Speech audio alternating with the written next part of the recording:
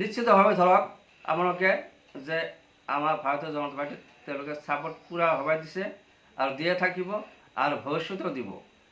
তে সেইকাৰণে মই ক'ব খোজোঁ যে আমাৰ ৰঞ্জিত দাসে হাৰা কোনো কাৰণে নাই।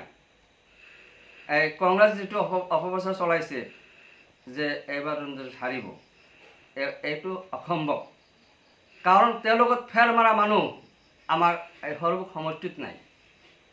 তেওঁলোকত খাৰা হোৱা মানুহ আমাৰ সৰভোগ সমষ্টিত নাই।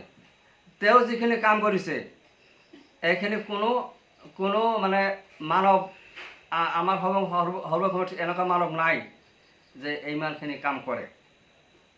গতিকে তেওঁ হাৰা মানে আমাৰ সৰভোগ সমষ্টি মানে ধ্বংস হ'ব।